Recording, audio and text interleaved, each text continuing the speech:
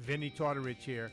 Hey man, if you're a fan of Izzy, you might be a fan of me too. I'm the guy that gets people to lose a lot of weight. I have something free for you guys. This is no clickbait. Just go to vinnytortorich.com and there's a big banner. It's a free PDF, how to lose weight. It's an intro guide to NSNG at vinnytortorich.com. Go check it out exclusively for anyone who listens to Izzy Presley. Thank you. RockstarLeatherworks.com is your home for badass rock and roll gear. Featuring 100% handmade leather bands, watches, cuffs, bracelets, and more, Rockstar Leatherworks has something for everybody. Whether you are going to the show or you are in it, you can find something to fit your needs. Choose from a variety of designs or create your own masterpiece. Their bands and watches are second to none. They also ship internationally. Who needs a stage to be a rock star? Check out RockstarLeatherworks.com. Hey ladies, Sass Pants Designs will take that band shirt that everyone has and make it your own in a flattering, sassy, and simple way. There are one-of-a-kind tank tops, halter tops, lace-up tees, and tube top dresses already in stock. Check out the online store at sasspantsrocks.com and like Sass Pants Designs on Facebook, Instagram, and Twitter for special offers and custom orders. Use the code IZZY25 for 25% off of your entire order at sasspantsrocks.com. That's sasspantsrocks.com. Let Sass Pants make you the envy of the party. Replay Guitar Exchange is your premier independent guitar store. Being independent is good. With all of the major brands, including new, vintage, and pre-owned, you can find the guitar, bass, amp, or accessory you are dreaming of. From vintage to the newest models, Replay Guitar Exchange can help you find that perfect piece. They have industry veteran expert staff, all players like you down to the owner. You aren't just getting a great guitar, you're getting the Replay difference. Find them online at replayguitar.com and find your dream guitar today. Hi, this is Bobby Brown, and welcome to another fucking podcast. My liver's all twisted up. But you know what I did? I loaded up with alcohol, more specifically vodka, whiskey, beer, tequila, more beer, more vodka, more whiskey, and more beer. Who wants an orange whip? Orange whip? Orange whip? 3 orange whips. So you're bored, are ya? I've come here to break your monotony. Let me have my piece, because I'm shooting with this one, folks. I don't care, man. The unscripted, uncensored, loose cannon of commentary. Why did you say that? Why? Why? You come out with stink like that? Poop. Poop mouth. Poop out of your mouth. See, son? Old legends never die. They just lose weight.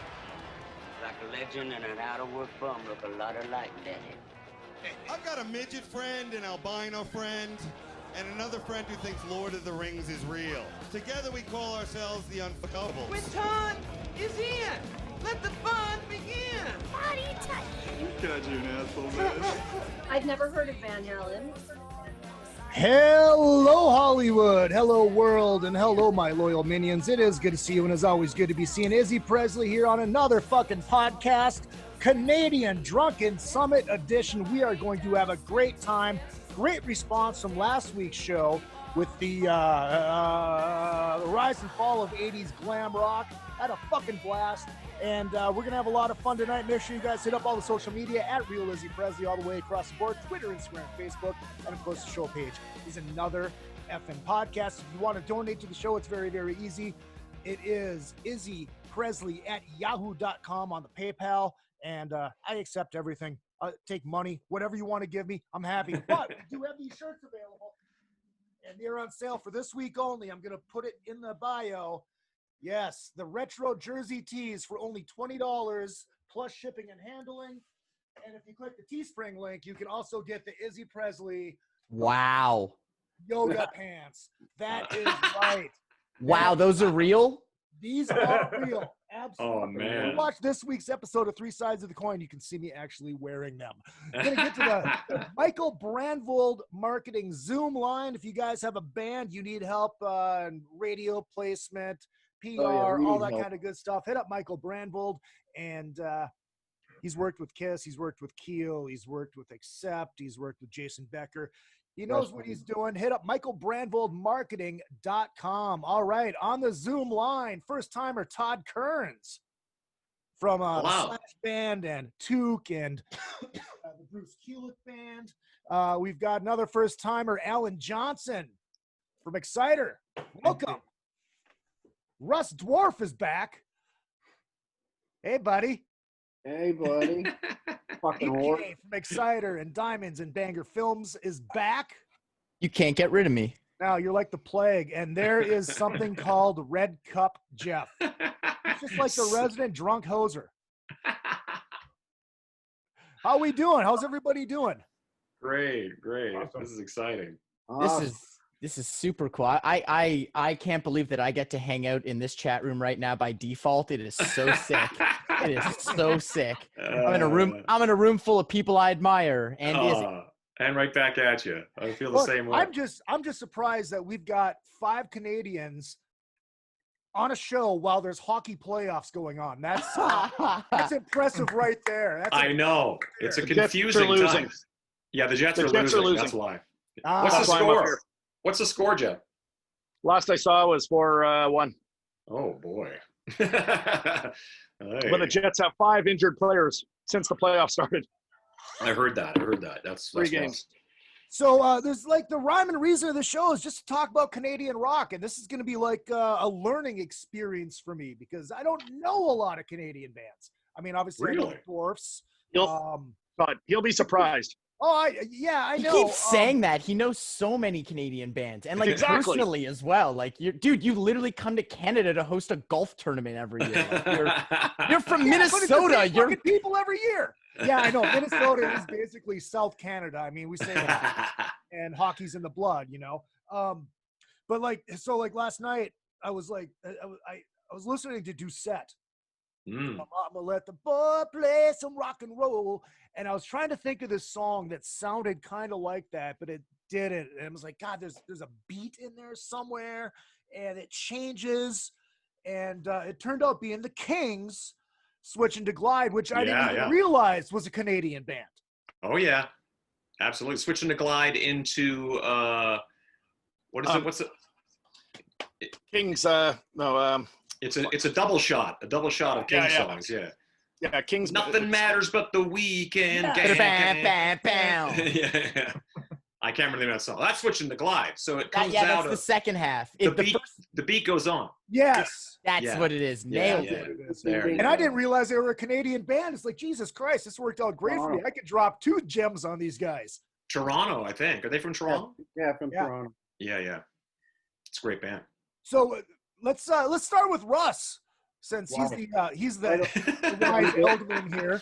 The first victim. Because I'm the oldest and the one that doesn't know sports. Yes, the oldest and the one that doesn't know sports. I know sports. I don't participate in your mob mentality. I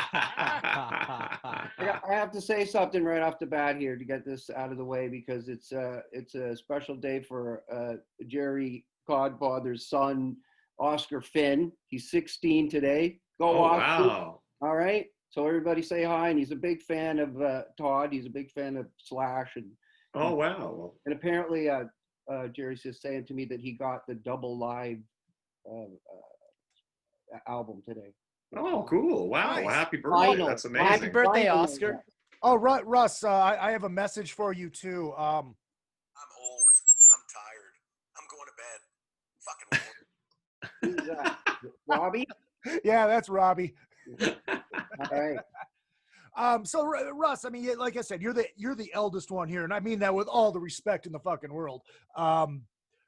What bands do you remember as a kid, Canadian bands? Well, that one Jesus Christ was in. Let's see. Nazareth? Who's in Nazareth? Nazareth, yeah. Yeah. Oh, well, as a kid, well, the first live band that I ever saw here was the Stampeders. Sure. And at Richmond Hill High School. And they were still, they went through different stages where they had like a bunch of people. Jackson's here. A bunch of people in the band, but this was just a 3-piece. So I think I was probably like 13 or 14 years old. So yeah, that was probably my first live band. And I think I probably saw Moxie at some shopping center opening or something like that, and sure, the first big show that I saw was probably at the C&E with Bachman Turner Overdrive. Probably like Not Fragile or something like that. But wow. Yeah. Did you say you saw Moxie? Yep, saw Moxie. Was that with Mike Reno? No, it was before Reno. It was with Buzz. Gotcha. And actually, one of my first bands, I think it was my first or second band, they played our high school, and that was with, I can't remember if it was Buzz or Mike, but we opened up for them. It was a big deal, and I think it was one of our first shows ever. We did a lot of Rush and stuff like that. But I remember the student council had to come down to our rehearsal hall to see if we were good enough to open up for Moxie at the high school. But then when they said we were good enough to open up, we had to sell 150 tickets to, get the Sure, yeah. And I remember like dropping 4 hits of acid at second. So a normal Tuesday. Yeah. History. I think they pulled the plug on us. But then, irony of all irony, I ended up singing in Moxie for like 5 years. No way. I didn't know that. Yeah, 5 years I was in Moxie from crazy 2008 to 2013. Amazing. Wow. Wild. Allan, what about you, buddy? Pardon me? What about Allan? First of all, I can't believe that I'm not the oldest one here. Nobody gets older than me. It's wild. It's funny. I was telling these guys before we got on the air that I actually tried to email Jerry Doucette, so you guys all would have been trumped, but the email bounced back. Well, at least Russ still got his hair.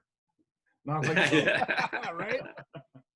Only my hairdresser knows. I got more nose hair than I do acting. Yeah, I could see.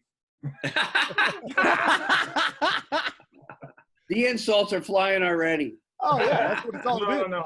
I want to praise you, Russ. You know, one of my fondest memories of Killer Dwarves was probably the best version of Swords and Tequila I've ever seen in my life.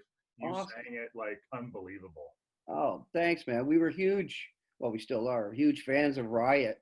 We were just kids then. Yeah, I remember. And we had a sword and everything. It was amazing. But yeah, that was a great tune.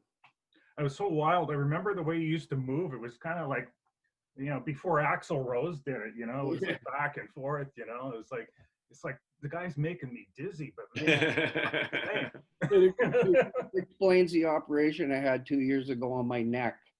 There you go.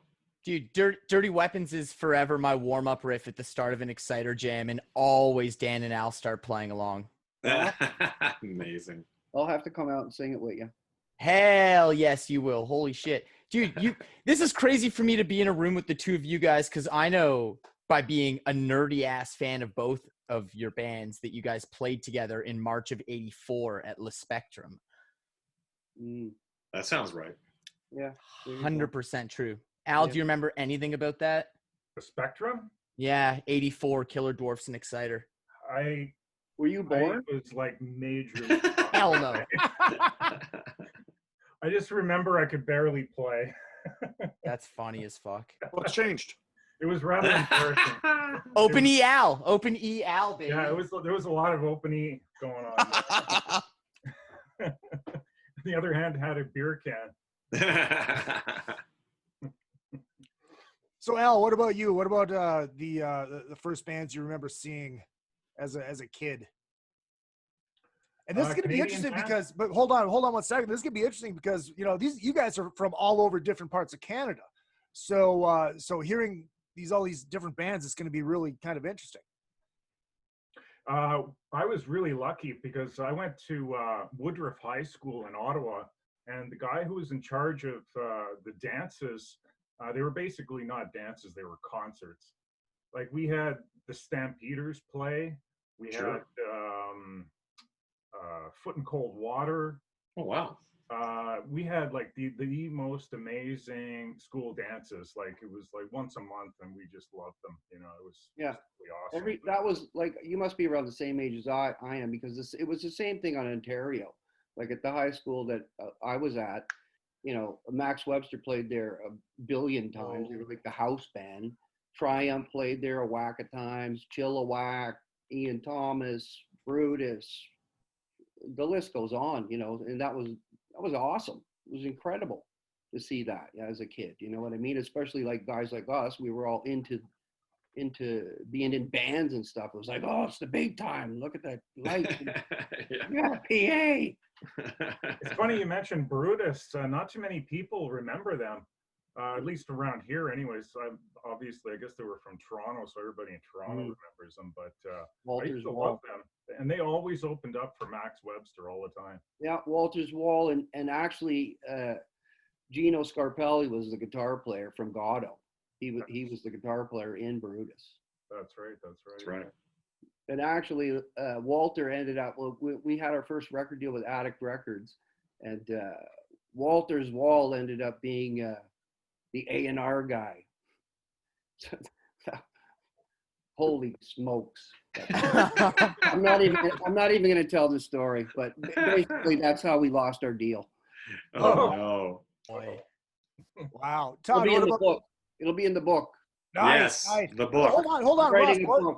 a coloring book. You guys were supposed to be, you guys were supposed to be on the road this summer, and you were gonna have a film crew with you. Is that what I heard? Apparently, but I haven't heard from Daniel. He's supposed to be doing our documentary with his cheesy company there.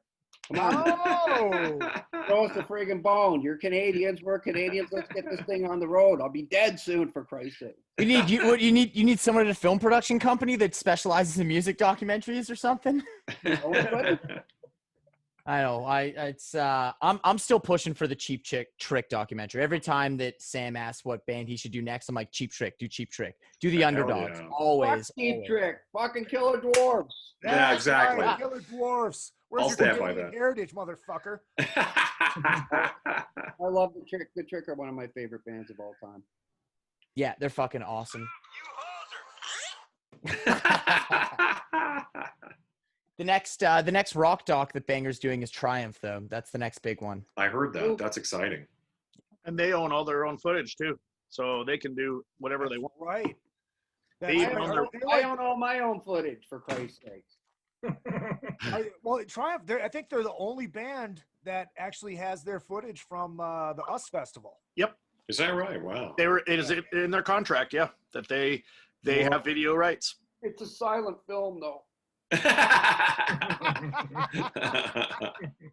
Just saying. Oh, I'm out. This is actually the official drink of the Drunken Summit, the Orange Whip, in honor of Canadian icon John Candy. Oh, that's great. Orange Whip. Orange Whip. Orange Whip. Orange Whip. Todd, what about you? I mean, I know you were saying that, originally from what, Saskatchewan? That's correct. Yeah. Ended up in Vancouver for like 15 years. Yeah, we snuck into bars underage seeing bands like, the first one I remember sneaking into was a band from Winnipeg called Orphan. They used to be the Pumps. And that started, it was the gateway drug to everything else. The first concert I ever saw was the most Canadian thing ever in Saskatoon, was Bryan Adams, young upstart Bryan Adams, opening for seasoned Loverboy at that point.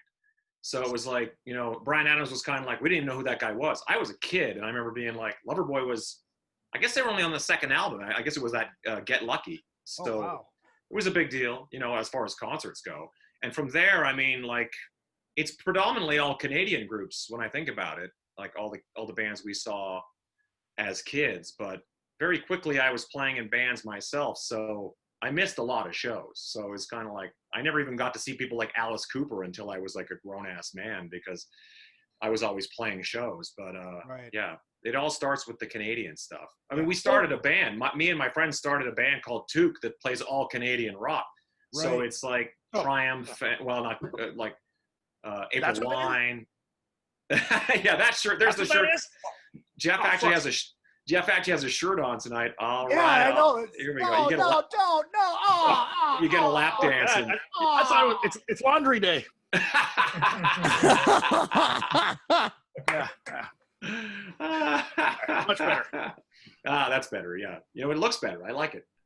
Well, But yeah, let me ask so you guys this. Oh, hold on. Let me ask you guys this. So, as you guys were playing in your first bands, and playing cover songs, was it Canadian bands that you guys were covering? Were you covering American bands? What kind of stuff were you guys doing? a bit of, I can only speak for myself, a bit of everything, because when I remember being a kid, we didn't really designate that was an English band or an American band or a Canadian band. It was just whatever was popular. Okay. We would play. I mean, not everybody grew up playing in cover bands, but when I was a kid, we'd play high school dances, and you were basically just a program top 40 machine. You know, you just kind of play these songs that are popular, and you're okay. And a lot of them were Canadian. So a few years later, because Todd's much older than me, I used to sneak in the bars to go see a band called Electric play. That's right. That went on. That was my band. So Jeff, Yep. Jeff was just a wee lad. Yep. Stealing beer off the rider. Yeah. Exactly. Yeah. And I used to sneak. He play 4 or 5 nights nights a week in Winnipeg. I think at so. various places, typically the zoo. That's right. That's right. No longer there. The zoo is I heard it's demolished. Demolished. Yeah. And the liquor store behind it and everything. Yep. The whole land. So, yeah. The whole land. Yep. Shady. How many shady blowjobs I got in that parking lot? 8 minutes to stage. Don't worry, we're good. I still got time for a cigarette. Yeah. And a joint, dude. Don't worry. Oh, Russ and Al, what about you guys? What was the question? I'm old and feeble. We forget easily. Oh, just like when you am guys I? were doing the cover thing when you were kids, I mean, was it predominantly Canadian bands, or were you guys doing a little bit of everything? Or Not for us. In the early Be high right back. school years, it was like some DTO we did and that. And later on in a pre-Exciter band, we did some Moxie. That's about it. Pretty much. That was, we wanted to do the heavier stuff, and Moxie was the heaviest at the time. okay. And Russ, I'm assuming because you're so old, you were covering what was like hot at the time, like 50s Elvis, and We did a lot of Al Jolson. We did everything like Priest, Zeppelin, Cooper, everything, pretty much. Was there anything Canadian that worked into that set list for you guys? I'm sure we did some Canadian stuff. It's hard to say. I can't really recall. April Wine. April Wine, yeah, for sure. I love April Wine, one of my all-time favorites, for sure. It's a great band, yeah. Ballads up the ass, yeah. Just between you and me. Oh yeah. They almost played Vegas here a couple of weeks ago. Yeah, that's right. They were supposed to be here. That's right. Yep. What's left of them? Yeah. What a wicked band. Holy Yeah. welcome. Yeah. How close is Vegas? How close are you guys to kind of rolling again? I've seen these commercials where they're turning they flip the switch and all the lights come on the strip. How close are you guys to like actual live entertainment again? Jeff knows better than I. It seems pretty bleak, actually. The only thing that's allowed to be open really is casinos, and they have pretty strict rules, and so their lounge acts are pretty much the most you're going to see for live entertainment anytime soon. And if Vegas is anything, it's all about the rules. Am I right? Yeah. Oh, yeah. Well, it's all about where the governor allows to be open for tax purposes. So well, that's true too. Yeah. That strip pretty much covers most of the taxes for the whole state. So that governing body, they run the show. So right now there's a few small lounge acts like at various casinos that the singer will be up there with a mask on. The barbershop at the Cosmo, they have live entertainment. Certain things like that but it's very minimal and very few places. Like if you're off the strip, no live entertainment.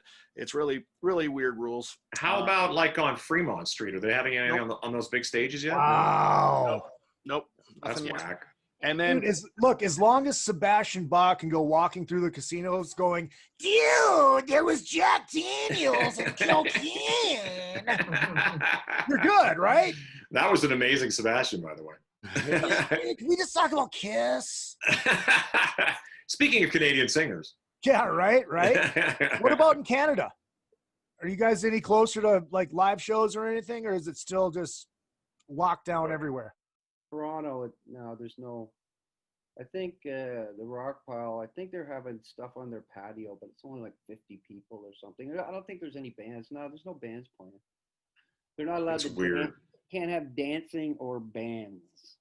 No fun. The whole world is footloose now. Doesn't make sense. Yeah, right. Well, the difference is you can either have half your occupancy, and if once you put one person on stage or a band on stage, it now becomes a social gathering, and that's not allowed. Oh. You're only allowed 50 people social gathering. That's what they call. So if Todd goes up on stage here in Vegas, that's a social gathering. Wow, just what? I could be myself on stage? Just go one. Wow, I've never been considered a social gathering before. Wow. a lot of us would be okay to try, 50 people. That seems like a pretty good night, really. Yep. You just call it a fucking protest and let's fucking rock. 50 people, that's a Nickelback concert. Oh, God. Yeah, right. Yeah. You know what? Missing a lot of zeros. Yeah, I was going to say, that doesn't sound right. Let's talk about Nickelback. Do you guys understand the fucking Nickelback hate? Do you guys? Not really. I don't understand it. I've never understood it. It seems like something that just kind of caught on. I don't know. Yeah. There's so many bad American radio bands that we don't make fun of. Like, I mean, the worst of the worst. And they're headlining festivals just like Nickelback. Why? It's just because they're Canadian. They got literally made the laughing stock. No one. I don't know.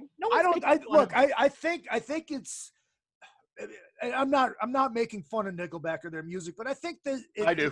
It started you can. It started a wave of just bland rock. It's not responsible for it, though. Let's be real. You can't argue with what they've done, but like, I mean, you look at the early '90s when, like, you had Pearl Jam, Soundgarden, those bands, but all the bands that came after them, it was just bland, same shit over and over and over. They're a faceless band besides Chad. Yeah, exactly. And I think that's kind of what happened with all the bands that came after them with that sound. Nickelback could walk into a room without Chad, you wouldn't even notice it. Yeah, I mean, they're faceless, and half the bands after that, like you said, that '90s, whatever you call it, new rock, or they all, the singer, maybe one other member in the band might be unique, but for the most part, I find that the whole thing to me is always kind of like, as a kid, I can only speak for myself. I'm sure a lot of you guys are the same way. I was never really listening to like AM radio for like stuff that I was super into. So when people start complaining about there's no rock and roll on the Grammys or something like that, I'm always like, dude, I didn't watch the Grammys because Iggy Pop wasn't going to be on the Grammys, Right. All the bands that we were really into were never really mainstream anyway. So when a band like Nickelback breaks into that whole other realm, I'm surprised. I would be surprised if they even lose an ounce of sleep when someone says something negative about them. I'm like, well, we all wish we had those problems. But to me, I'm always like, I've always been like, I was perfectly fine finding the bands that we loved. The Ramones weren't going to be on on the Grammys or on AM radio, so you kind of had to go find that stuff. The Killer Dwarfs, those were your bands you went and you found and you followed. Like Exciter, those are it was a specific genre rock that you really kind of. We never really cared about what was sort of accepted as mainstream. That was right. It's always going to be that way. It's going to be that way. Now that I'm a grown-ass man, I really can't have an opinion about any of it. Just whatever your kids listen to, it's kind of like, well, that's their music now. Right. Well, I guess we're not allowed to have opinions anymore anyways. So true. Well, there's that. Yeah. Everything's so damn political now, isn't it? Come to my house, we can have opinions. At Russ's house. This is why I love curmudgeonly pissed off old men, because you can have opinions and they will tell you theirs. It's awesome. It's Russ, the Gran Torino of rock. Right. Get off my fucking album.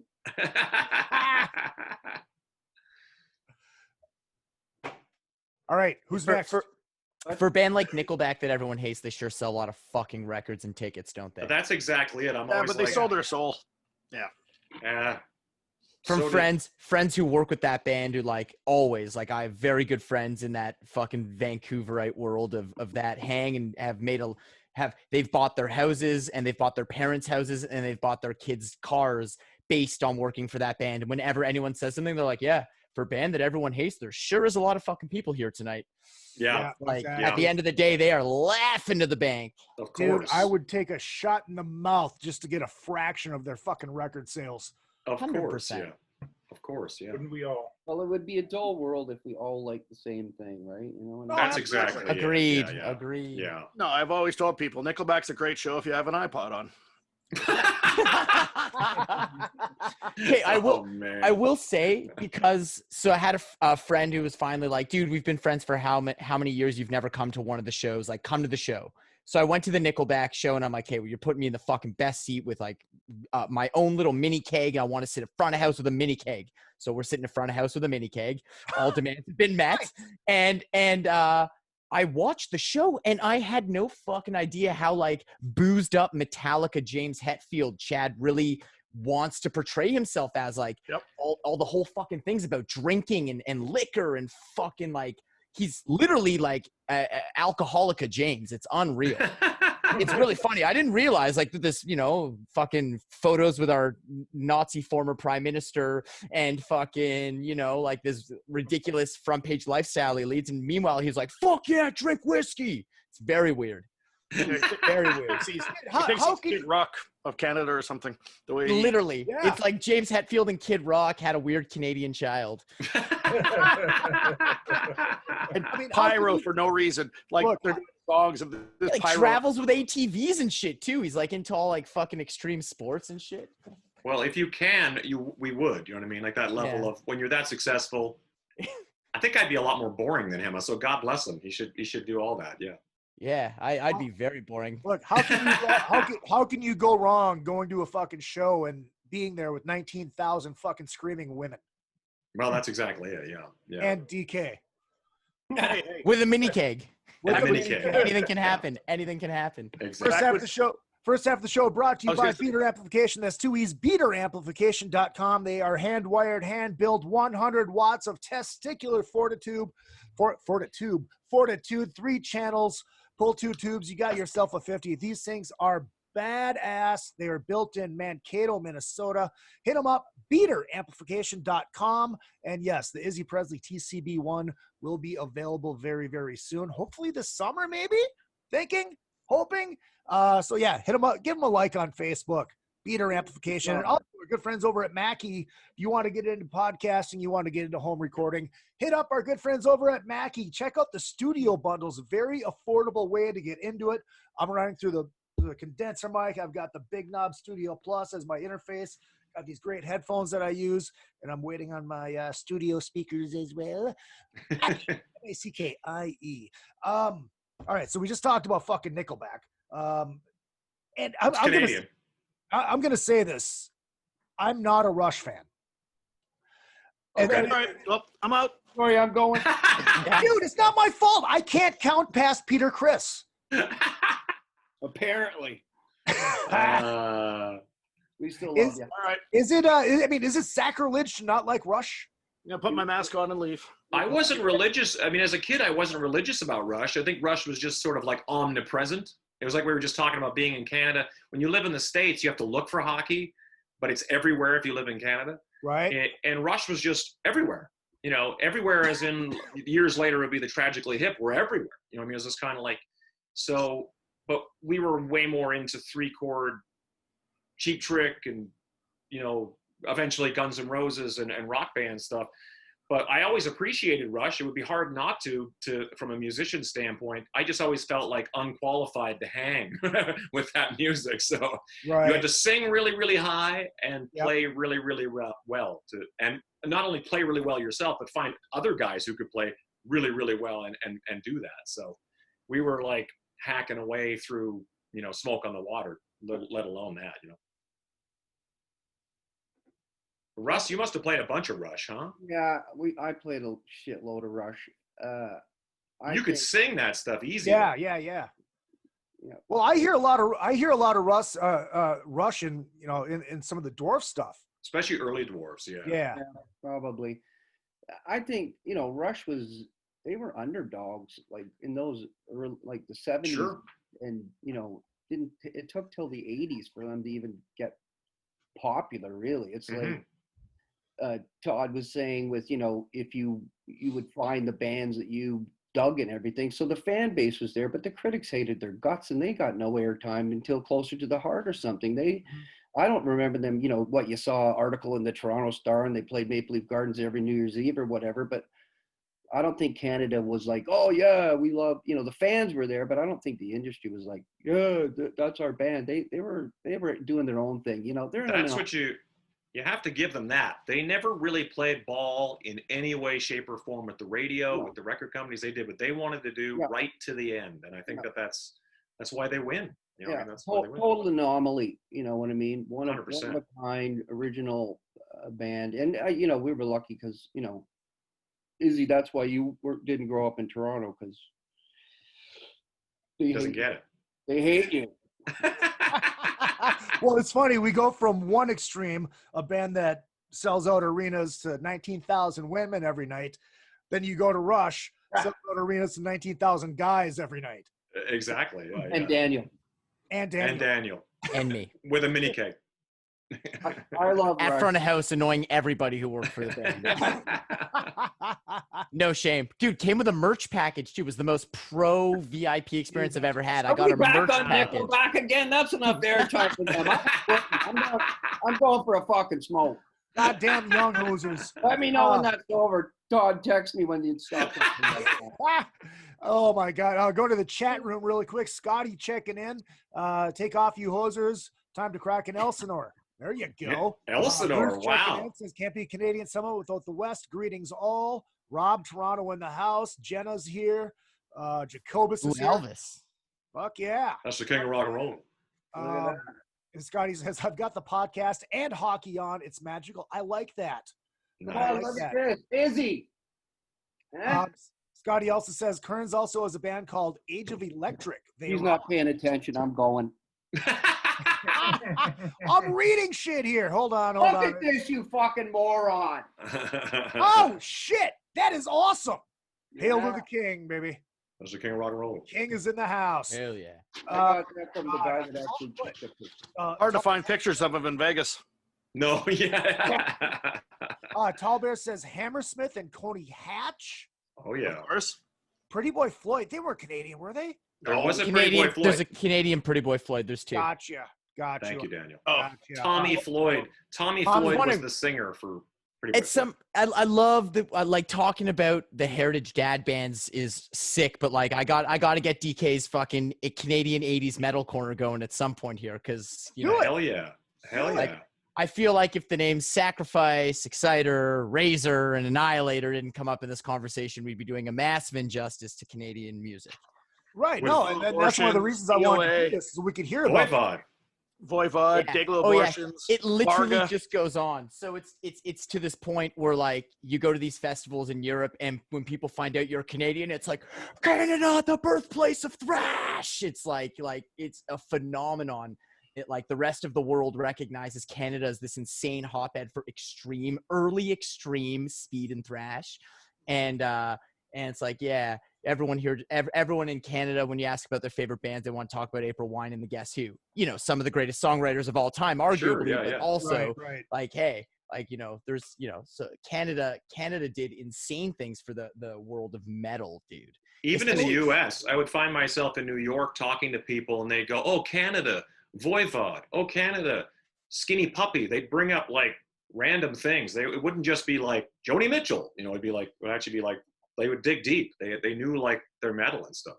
Right. Well, Allan, let me ask you this, because I'm not going to sit here and pretend like I know everything about Exciter. I know Daniel's an Exciter. That's how much I know about Exciter. I am too. How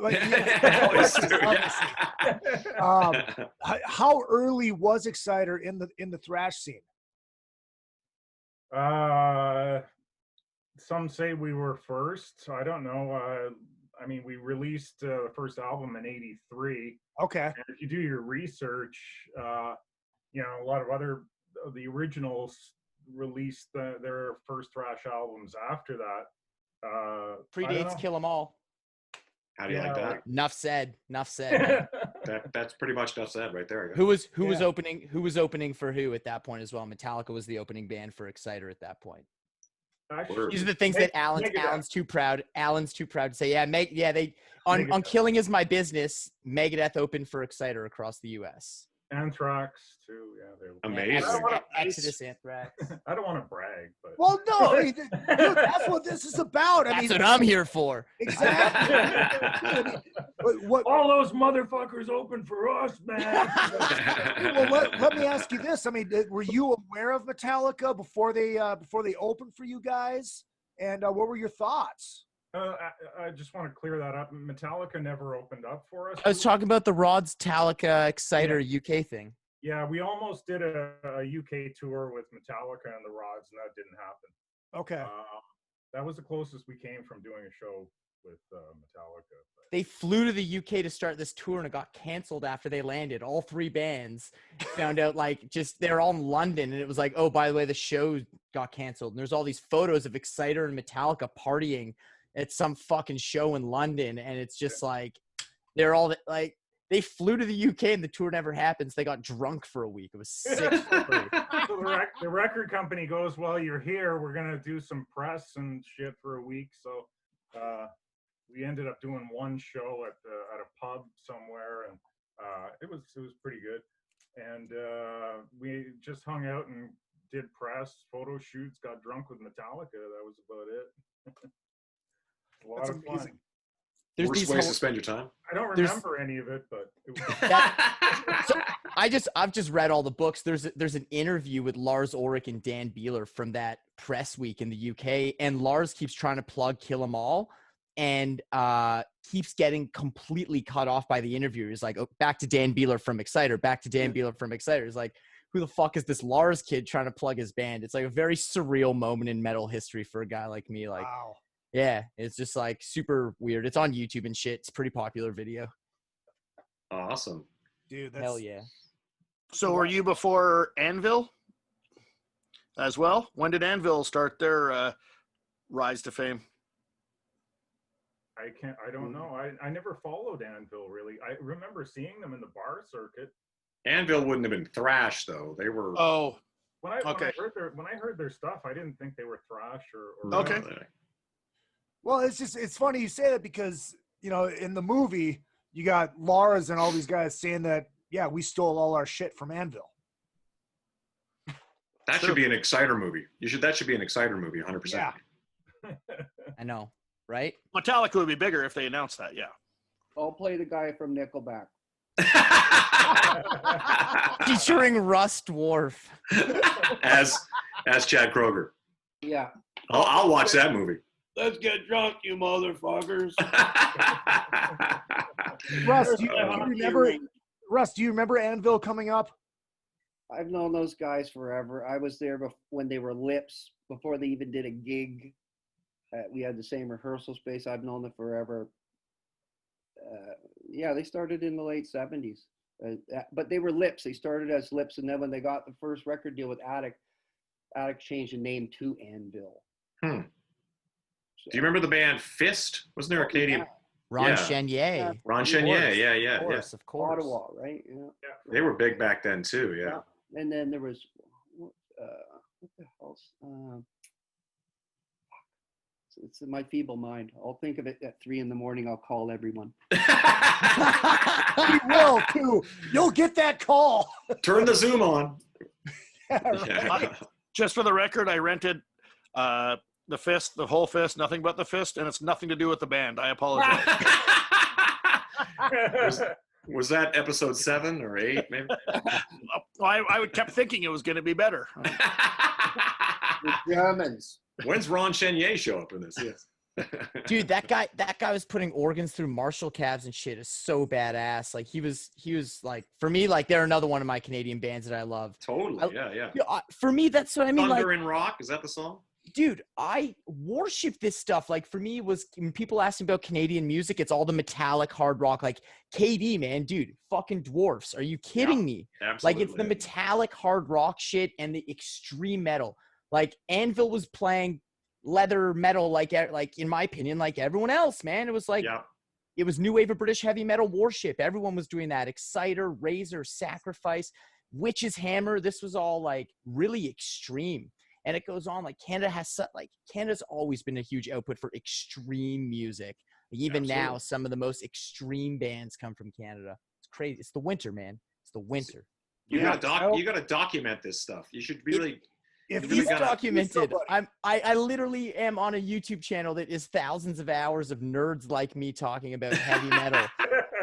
It's like there's 6 of us and it's thousands of hours, and all we do is review albums and talk about albums and musicians and albums and music and nerds. Does Danko get involved in that? Yeah, Danko's in the Triumph movie. Danko's done a bunch. Like Danko did an incredible episode on Sepultura with us. Oh yeah, I saw that. That was insane. Like Danko does shit like that. Danko's the coolest. Actually, Danko has the link for this chat, but he's not clicked on it yet. Yeah, but well. it has been texted to him. I hope he shows his face. Nice. Going to the chat room really quick. Bruce says, Russ, do I have to come over and help you build that model, or did you start it already? Who are you? Monty says. I did not. Izzy. And Rob has a good idea. He goes, I got to piss, Izzy. Can you do a commercial? Let's do that. Let's take a quick commercial break. You guys can go throw a whiz. Call it intermission. Hey, intermission. That's right. Hey, listen. Fucking podcast. Listen to me. Yes. That Bruce gave me a model of the Iron Maiden plane. Oh, cool. Wow. Yes, and Force One. And Ed Force One, yes, and he gave it to me in Edmonton, and I had like about 3 or 4 more gigs, and I had to fly all over the fucking country with this fucking thing with me. I couldn't put it in my fucking luggage. It was a fucking nightmare. On your lap? Yeah. Oh, it's crazy, man. Because it's like fucking long, right? Oh, anyway, it's very nice of them to do that. Yeah, that's badass. We got Todd Kerns, we got Russ Dwarf, we got Allan Johnson, Chad Kruger, Daniel Dekay, and something called Red Cup Geoff. We'll come right back in 2 minutes and 2 seconds, talking a little bit more Canadian rock. It is another fucking podcast, Drunken Summit style. Hey. All right.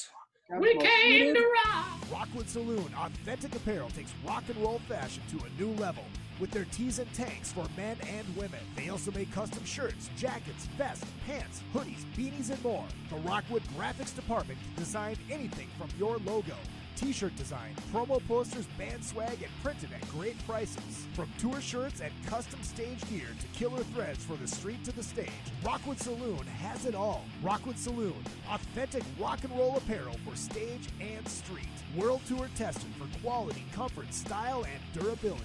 Check them out at www.rockwoodsaloon.com. That's rockwoodsaloon.com. If you need to promote your band or business, or just want to stylize, personalize, or customize your ride, check out vid-decals.com. Want to create and customize your own stickers representing your band, or make your own bumper sticker? Vid Decals can do it. All stickers are printed on quality vinyl and can be placed on any flat surface. Stickers are an affordable way to promote your band or business. Go to vid-decals.com to get started. That's vid-decals.com. vid-decals.com. Retro Arcade brings Minnesota and surrounding areas arcade games from the days gone by. All of those great games from pizza joints and arcades are available in cocktail units and custom machines. Dozens of favorites from your youth in one machine to complete your game room or man cave. Retro Arcade also sells and services your favorite pinball machines. Find them at facebook.com/80arcade. That's facebook.com/80arcade. Retro Arcade. Your youth is just one click away. Hey man, who took my new Rush cassette? Fucking Ward. Kelly. That's right. Sick. We are back. We're back. Second half of the Canadian Drunken Summit. Second half of the show brought to you by AMP Productions Laser Engraving. That's aplaser.com. Yes, they are so good they can even laser engrave a hot dog bun. I have seen it done. The Roadie packs are available. Hit me up about those. They come with a flask.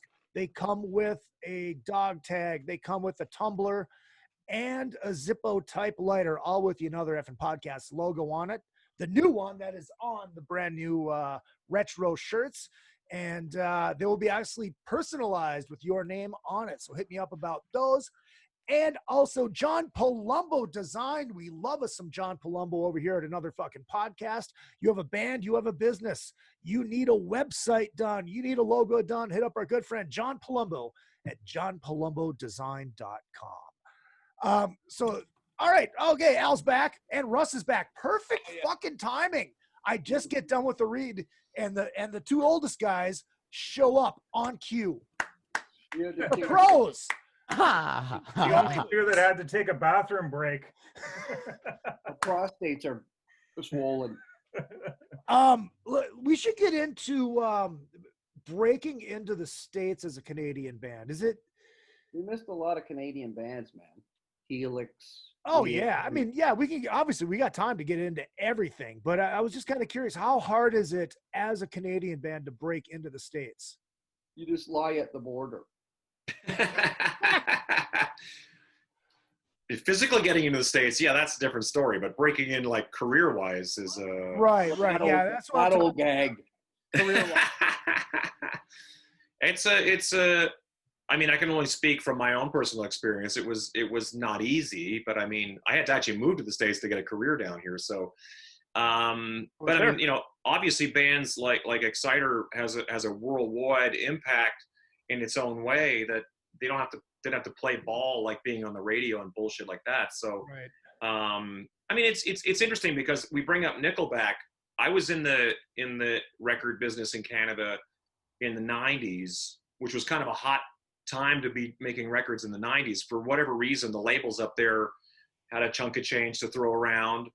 But there was a whole huge community, and everybody here can attest to the fact that we had a whole huge community of bands who had solid careers in Canada and were sort of, you know, challenged anywhere else, you know. But you'd have an Edge Fest tour where a band like the Tea Party's headlining over Green Day and the Foo Fighters. You know, it's like, wow. So it would be this fascinating, like, where a Canadian group would be sort of like Our Lady Peace or something like that would be like the main act, and then there'd be these sort of very successful international acts would come up and play under them, you know. I forgot Our Lady Peace was a Canadian band. Yeah, dude, I just talked to Rain not that long ago. Yeah, he's out in LA now. Dude, they like support the Stones when the Stones are in Canada. Like Our Lady Peace was like rock royalty in Canada for the longest time, man. They did everything. Absolutely, yeah. So getting out of like the States in particular, you know, I mean, the Tea Party is a band that friends of mine, they have a career in Australia, oddly enough. So they'll have like, you know, they have some stuff in the States, but it's mostly Canada and Australia. And then the rest of us are all sort of like just going back and forth across Canada 100 times. That's Age of Electric. That was our whole world. Go down to New York if you can, go down to LA if you can, and then just go back and forth across Canada. Well, isn't Danko Jones like that? Danko Jones is huge in Europe and things. And I saw him here in Vegas to maybe 100 people. Yeah, he'll play like Sweden or Finland, and he's a god. You know, that's the fascinating thing about music in general is how, you know, certain places just grab onto a band and love them. It's with Danko, it's not only that he can just do what everyone else does in Europe, he's actually like beyond top tier in Germany and both Sweden. Like he gets away with 15-date German tours. It's absolutely just 20-date press tours in Germany. Like it's wild, man. It's crazy. Like I have this joke in Exciter. We were in Germany. If we were in Germany 7 times last year, all 7 times when we got out of the airport and into a Sprinter, the band on the fucking rock radio station is Danko Jones. I have so many videos of us. That's so great. It's insane. He's like fucking, he is Elvis there. It's wild. I know. It's awesome. Yeah. Elvis. Hey, anybody have any Elvis posters? Hey, does anyone have a photo of Elvis in Vegas? Look out, man. Look, this, Izzy. I see it. This is a piece of Elvis's hair. Whoa, dude. What? Who has that, man? Where did you get that? You grave robbed him. I did. I dug it up, man. He was in tweed. No, he literally plucked it out of his head at one of his shows when Russ was 17 years old. It was a nose hair. You got it off him last week because Elvis lives. He's alive. He lives on. Oh, hold on. Speaking of Elvis, I think next week we're going to do the Elvis Drunken Summit because Elvis Week is coming up. Amazing. I may or may not be a fan. I don't know. You have to be. TCB, baby.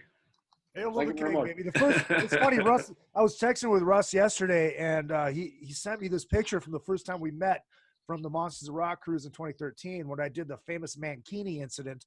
But before we did it, I was walking around the ship in my jumpsuit, and Russ stopped me. He's like, "I gotta take a picture." I was like, "Yeah," and that's when we met.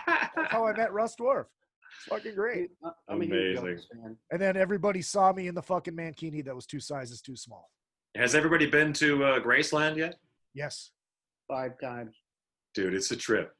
The first time I went with this, it's a weird connection, but this lady we knew used to be a tour guide, like, but wasn't anymore. So we just bought her a ticket so she could show us, you know, like, rather than paying for the tour or whatever. Right. But I remember that this eerie moment where we walk in the front door and she goes, it's kind of quiet, you know, and she goes, the bathroom is right above us. And I go, okay. And I go, oh, the bathroom. Like, I just kind of like, oh, it just was super dark. The first second I walk in the house, it's like, he died right above you. You're like, oh, man. Did you go to Sun? Oh, yeah, dude. That Sun was insane, dude. When they press play on, like, you know, Walk the Line or something like that, and you're just standing there going, like, and the hair on my arms is like, this is like, because it's not a reenactment. It's like, this is the play. This is the room. Like, right over there was, it was just, that is like Mecca to me, that kind of stuff. You know? Yeah, dude. It's like when you walk into that room and you see not even knowing what the X's are on the floor for. Yeah, I know. Explain, it's like, well, this is where Elvis was standing when they recorded That's All Right, and there's where Scotty was standing, and it's like, wow. It's a trip. And everybody's gone now except for Jerry Lee. Yeah. Right, yeah. Yeah, it's funny. It's like you throw on that 68 comeback and watch the Black Leather sit-down show. Everybody on that stage is dead. Yeah. Every single one of them. You know what's a crazy story? Speaking of, there's the Red Cup Geoff in the corner there. It took me to a random show one time here in Vegas. And it was like this weird, like, corporate show. Vegas is fun for that. These quiet corporate shows that are happening they're not announced. They're just like happening. And it was like, who all was it? It was Booker T and the MGs. Oh, wow. Chuck Berry, Mary Wilson from the Supremes, Jerry Lee Lewis, Bo Diddley. Wow. And Little Richard. It was just like, I didn't even really know. I knew it was going to be like this cool thing, but it was like, they literally came out and played like 15, 20 minutes each. And it just slayed like everyone. Like, it was like, it was a portion of the arena. It was only like for a small crowd. We got our Bibles or whatever. We got Bibles from Little Richard. He came around and handed out Bibles to everybody. I had little not 8x10s, but little photos. Little photos in it, signed. And Chuck Berry was particularly rough. I remember it being very unrehearsed and very sort of like the songs kind of would fall apart, and it was a trip though. Yeah. Well, Chuck Berry was famous. He always traveled alone, so he just used a backing band from town. Yeah, local guys. Yeah. There was no rehearsals. There was no rehearsals. It was learn this. It was like, it's in C. Here we go, and just kind of like off he'd go. Yeah, because I've had Billy Vera on the show a couple times, and he was one of those guys that backed up Chuck Berry. Right. And luckily, him and his guys were so good that Chuck's like, "You guys are the best that I've ever had." Watch the movie. They actually played it right. You should watch the movie Hail, Hail, Rock and Roll. Yeah, the Keith Richards. Yeah, that's a good one. That's amazing. Yeah. You're right. They're all Canadian. There you go. Yeah, we've gone from Canada up to like Tennessee. I guess we should probably. No, exactly. Before we get back to the Canadian stuff, Russ, I have to ask you: when you went to and Todd too, when you guys went to Graceland, did you sign the wall? I did not. No, I felt a little weird about that actually. I got a funny story about that. First time we played in the States, we actually we did 4 nights at the Gasworks. I don't know if I know the Canadians know. Sure. I don't know. Red Cup, do you know what the Gasworks is? I know of it. I have not been there. I'm from Winnipeg, so I always went south or west. Okay, right. Anyways, Izzy, you have no clue. It was in the Wayne's World movie. Anyways. Oh yeah. Oh, Dekay, I'm fucking with you now. Anyways, so we did 4 nights there. This is like July 1986, right? So we had recorded Stand Tall, but it wasn't out yet. We just got dropped from the our first record deal. And so one night I was at home and this guy calls my house, and it's a guy from Texas, and he's saying, "Oh, your album's #1 in San Antonio." And I'm like, "Who the fuck are you? And how did you get my number?" You know, cynical at 25. Anyways, we ended up getting these shows down there. Our first show in San Antonio was with Accept at this place called the Majestic Theater. Do you know that? Anybody know that place? It's right downtown. It's a beautiful old place. It was actually designed by the same people who designed Barrymore. So it was a larger version of that, but in really cool condition. Anyways, I digress. So we play 4 nights at the fucking gas bag, get into those minivans who had just been invented in '86, the Dodge, whatever the hell. You guys weren't even born, any of you kids. So I think we were at a booze can all night. We jump in these 2 vans and we drive 36 hours straight down there, right? So, but we hit Memphis on the way down because I'm like, we got to go by Graceland, right? I had never been there before. So we pull up there at like 6:30 in the morning. I'm cooked. I've been driving all night. And these guys were all drunk.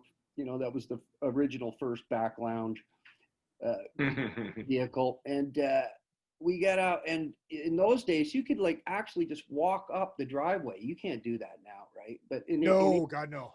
In '86, you could walk up, and we walked up there, and we went by, you know, the pool and where the gravestones are and shit. And there was like all these old ladies there mourning Elvis. They all looked like Elvis. They all had sideburns and shit. It was really bizarre world. But I remember we were out front by that wall and we started reading all those, you know, Sharpie things or whatever on the wall. And it was like, I married my wife because she loved Elvis, or shit like this. And then we read one. It said, see, look, my feeble mind just fucking I lost my mind. I lost me 5 minutes ago, so I'm good. Anyways, and then Chad Kruger showed up. In 1986? The end. The end. I lost my mind there. Anyways, I did sign it. It's past my bedtime. Columbo's over. Columbo, Spirit alive. I did. I went, and then I went back the next morning before I left town, and I did sign it. I just wrote "The truth is out there." Wow. I remember now. It was see my house, smell my bicycle seat. That's what it was. Okay. Wow. Oh, that's gold. I came across this thing on Louder Sound that says the 10 best rock bands from Canada. Interesting. And these Love a aren't list. these Love a aren't list. on in any order. But the first they have Anvil. Fake news. Mahogany Rush. Sure. Frank Marino. Sick. Yeah. Badass guitar player. Triumph Rush. Loverboy. April Wine. Bachman Turner Overdrive, which I guess I never realized were a fucking Canadian band. Of course. Oh, yeah. Steppenwolf, which I Just didn't realize. just give it to the Guess Who. Stop me with the BTO. Just give it to just give it to Bachman Cummings being the greatest songwriting duo of that kind from the country, hands down. And Voivod, who you guys brought up, strapping young lad who I SYL baby, Devin Townsend, Gene Hoglan.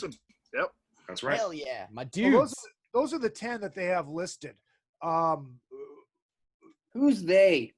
It's Interwebs. Classic rock, Metal Hammer, Louder Sound, Metal Hamster. They're Metal just Hamster. They're trying to sound musically elitist by giving it to strapping young lad. They're like, what is the pinnacle of prog weirdo metal out of Canada? Ocean Let's Machine, Devin Townsend. Yeah, exactly. The top 10 bands according to me. Yeah, it's like, what's the thrash band they pick? Voivod, the weirdest one. We got to give it to the weirdest band. Well, hey, at least they didn't put the Tragically Hip on there. That's true. We haven't mentioned Street Heart, Helix, Lee Aaron, Kick-Axe. Witness. Yeah. Kick-Axe is exceptional. Yeah, they were the shit back in the olden days, and they still are. We play tons of dates with those guys now. Dude, I think 3 days with them on that Jericho cruise, just trapped on a boat with those guys and that drummer. Oh, we had the greatest time ever. Yes. got a fucking noodle. We Brian and I played- had the greatest weekend ever. That was Yeah. seeing three different sets. Those guys. Yeah. I'm They're sorry, but who's their current singer? Daniel. Daniel goes, what's wrong with you and Todd and Fitz? All you guys keep talking about is Kick Axe all the time. I wasn't into Kick. He's now the singer of Kick Axe, and we're idolizing this guy, and he's like, I don't get it. I never listened. That was very specifically a Saskatchewan thing, honestly, and a Winnipeg thing too. Yeah. Saskatchewan and Winnipeg, like we always sort of fought over like Street Heart. Winnipeg claims them to be a Winnipeg band. Saskatchewan claims them to be a Saskatchewan band. The Queen City Kids, Kick Axe, and then Kick Axe especially was from Regina, Saskatchewan. So we kind of thought this band from Regina, Saskatchewan was like, that first album is like epically flawless in a lot of ways. Yeah. And then they were like opening for Priest, and we were like, holy cow, these guys are the real deal. Yeah. It was very brief. I mean, there's 2 great albums, and the third album's great too. And then it just sort of like, that's the biz for you though, right? The whole documentary. Great songwriting. 4 or 5 harmony types. Such great songwriting that other people did their songs. Yeah. King Cobra, Wasp, all these other bands were doing. They stole their tunes. Spencer stole all those songs from those guys. And Street Art songs too. Spencer stole Street Art songs too. Yeah, those guys are great guys. We have a blast when we play with them because we've known each other for over 35 years, and they're all great cats. And it's just like, it's the geezer night. Let's fucking rock this month. So I grew up in Winnipeg. Big fan of Kick Axe, knowing them and seeing them at Sturgeon for a can of soup for a charity, blah, blah, blah, all this craziness. And then I didn't see or hear of them since the 80s, basically, because, eventually moved to the States, floated around. Now I'm in Vegas. Then when Jericho decided to have them on that cruise, I was like, really? I was like, wow, all right. And holy fuck, they stole the show on the cruise. They were like, I would probably guess better than Fozzy, like Chris's band, who's headlining, better than the new bands that were on there. It was like they were so dialed in and prepared, and they changed the setup. They were doing songs off the Transformer soundtrack that were when they were Spectre General. Wow. This is the original Transformers movie for you, Izzy. In '85. Yeah. The cartoon, they were supposed to have 3 songs or 2 or 3 songs for the soundtrack, and they thought that Kick Axe was too scary of a name so they decided to just chose and took the name Spectra General without the band knowing. Like, that's whack. Izzy, you should get Victor on. Get Victor on here sometime. I would love to. So good. So good. I'll hook you up with him. He's awesome.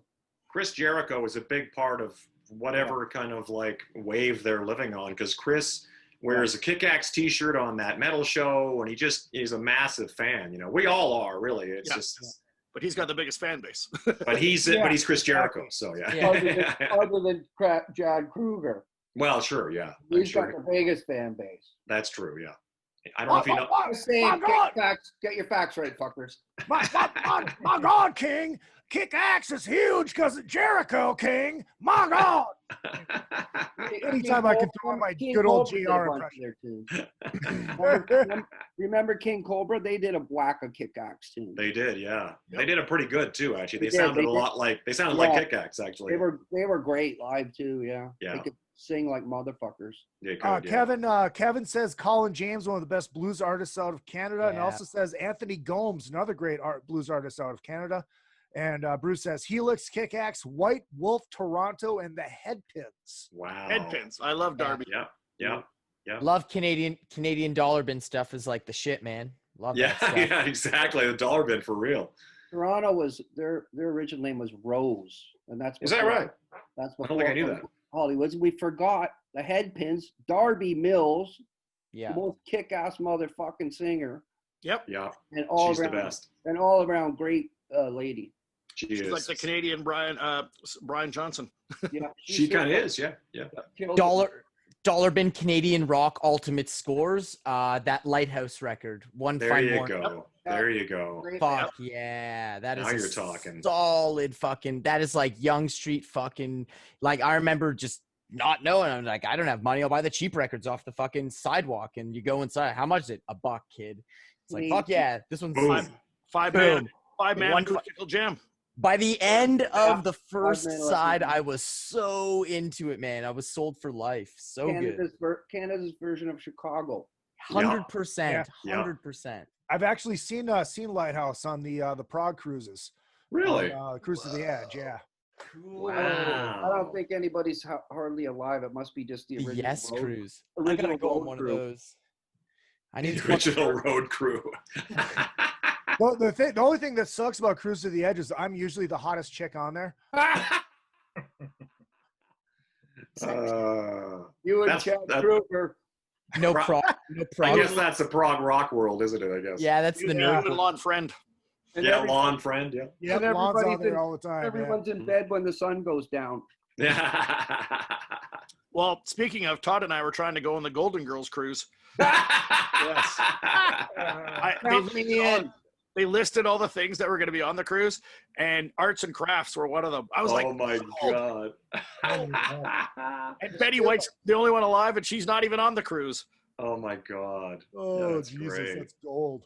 Oh, I would love that. That'd be heaven. That's fucking gold. Thank you for being a friend. Making sure I didn't miss anything in the. Who should do that? There you go. Yeah. Betty White's an Exciter fan, actually. There you go. You got to get her a T-shirt. Who is it? That would be amazing. Betty White in an Exciter T-shirt. I want to see that. She would probably wear it too. I think she would. She's pretty cool. You know what's really crazy is that she and Slash are on the board of the LA Zoo, which is bizarre enough as it is. Yeah. But if you just Google them, there'll be pictures of them together, like with an anaconda or something. I'm like, and I'll just go like, what a weird existence you have that you just chill with like Betty White. And he's like, oh, she's really cool. I'm like, okay. That's fucking wild. Unreal. Jenna says Nickelback came out hard and then softened up to score on the pop charts. It was a disappointment. Okay. Good. Right from- I'm glad Go. that someone has listened to their music enough to make that statement. That There you go. gives me faith. They have fans. They have fans. Great. Keep doing what course you're they doing, do. Chad. Do it. Exactly. Yeah. Hundo P. I'm all for live music and selling tickets and putting people in rooms with loud guitars. Let's do it, And baby. with a mini Rock cake. and roll, baby. Rock What and about roll. some of the and roll, best punk baby. bands in Canada? Punk Dayglow, bands? Dayglow Abortions. Dayglow, SNFU, DOA. DOA, I rest my case. Battered Wives. No Warning, What about Teenage Yep. Head? Teenage Head, Almighty Trigger Happy. There's a lot, man. There's a lot. DOA. DOA. I mean, it sort of begins and ends with DOA. Duff McKagan will go. He goes on and on about DOA all day long. Mhm. Dude, Joey. Does Dayglow Abortion still have the blind drummer? No I don't idea. know. That's a And good question. you know, it's funny. I've seen them at least 29 times, and the fact I still don't know if the drummer's blind. Couldn't tell you. Well, Honestly, couldn't tell you. he played in Vegas, and it was like at the Ice House. It was like they put on. It was I this is remember the back Ice when House. punk rock bowling was still allowed to do things down here, and they were a little more spread out. Now they have like a main stage that they can play all the bands, like a festival type. Before they built the stage downtown. The D was what I'm talking. The downtown, you know, for Todd. Yeah. But it used to be scattered all over downtown. And Right. so they'd open up places that were closed. And I saw Dayglow Abortions there. I bought every CD, shirt, because, you know, these guys need the gas money. There's 50 people there, maybe. I mean, it's Sure. tough. Yeah, And of course. The guy's getting off the stage, and then he goes and grabs his, like, white stick. I was like, what the fuck? Like, I couldn't Wow. believe it. The rest of the guys were, you know, busy doing. There's 3 guys in the band, whatever. He's walking around, you know, with his stick, and but he's going the wrong direction. Nobody's helping him. So I Oh was my like, hey, God. help. But yeah, apparently they've had a blind drummer for a couple years now. Are you Or- talking like, has he gone blind mid-career, No. or is he was always blind? As far as, I mean, it's not easy to look up research on Dayglow Abortions, not like their True. Wikipedia pages. True. You know, so They're I still don't know. not. They're still waiting to be verified for Wikipedia approval. Right. Yeah, right. Scotty checking in to the artists that were on Much Music. Do you have any stories, good or bad, about trying to get your videos on it or getting interviewed to promote? Actually, Much Music was always really cool too. I can only speak for ourselves. We started on the Power Hour back when that used to be the thing. The Pepsi Power Hour, I believe it Yes, was Pepsi originally. Power Hour, John Gallagher. and it eventually went down to Pepsi or Power 30, I think. But it was a heavy metal, well, a hard rock thing. Right. And we were always indie, and we'd send in, as long as it was a decently made video, they usually gave it a spot. They had like I can't remember what the indie thing was called, Indie Spotlight or something like that. They'd have like a thing like that, and they'd spin your videos, and that's how we kind of got going. Was eventually it got spun enough and requested enough that it sort of had legs and it got a little bit of a life. So in reality, I think Much Music was pretty good to us. But the fact that they actually had like a rap show, and they had like a heavy metal shows, and they had this and that. It was pretty diverse that way, at least. Great. And CanCon worked, I hate to say that, we haven't brought that up, but in Canada you have Canadian content laws. X amount of Canadian music has to be played on radio and on Much Music. So fuck yeah, it does. So like stuff like The Pursuit of Happiness, or there's any number of Canadian bands that we just loved who just happen to be Canadian, But on the backside of that, that's how we grew up on Rush and Tragically Hip. And we got forced down our throats because there are those Toronto CRTC bands that were constantly played. Bryan Adams actually became not Canadian content enough because he used too much of outside of content, and they were not actually going to. But then Nazareth. But by that point, Brian didn't.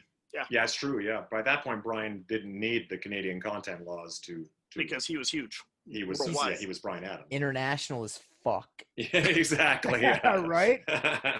He played at the Pyramids like fucking last year. Did a private gig in front of the Pyramids. It's just that guy does crazy, like huge. I know a lot of guys in his road crew, and they'll be playing bull rings in Spain and all these kind of crazy. I'm like, what?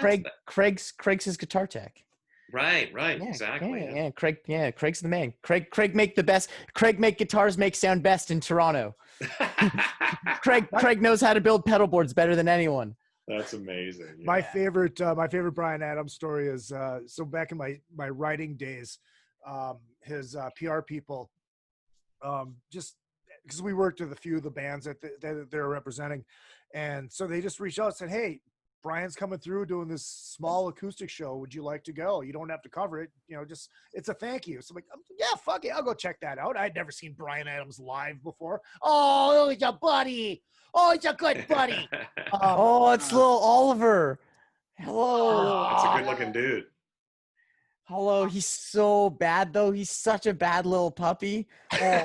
So cute, but he's brand new, and we went on tour right when he was around, and I met him once, and then the next time I met him, and he was way bigger. And that's funny, Oliver. So go ahead. So we went to the show, and me and my gal at the time, we had fourth row center. I mean, it was at a tiny, tiny little theater in Minneapolis, and it was just Brian and his guitar, and like for a couple songs, he had a guy come out and play piano with him, but that was it. And I remember at one point in the show, he goes, "Does anybody have any requests?" So, of course, me being the jackass, I yell, "Kids Want to Rock." And he stopped and he goes, "Wait a minute, who said that?"